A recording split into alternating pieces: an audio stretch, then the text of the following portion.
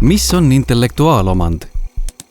Nii nagu asjad, näiteks arvuti, auto või vihmavari on kellegi omad, oleme harjunud mõtlema ka ideedest kui meie või teiste omadest.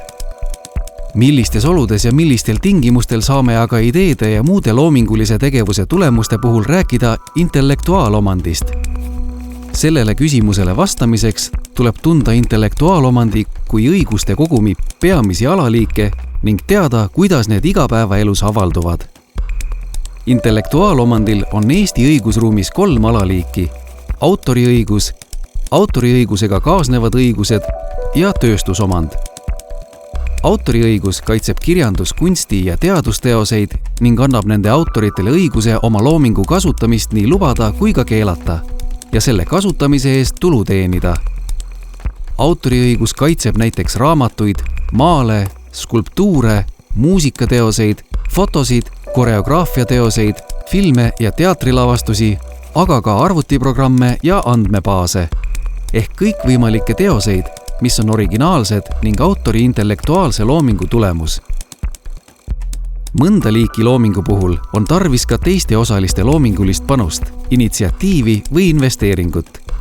Näiteks, mitte ükski muusikateos ei saa jõuda kuulajani ilma, et keegi seda esitaks või selle salvestaks ja avaldaks.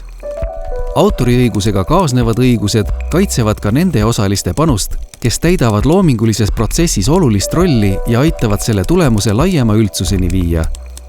Need on näiteks esitajad, helisalvestiste ehk fonogrammide tootjad ning filmi-, tele- ja raadiosaadete tootjad. Tööstusomand kaitseb selliseid intellektuaalse tegevuse tulemusi, mille abil ettevõtjad oma tooteid ja teenuseid arendavad, et turul konkurentidega edukamalt võistelda.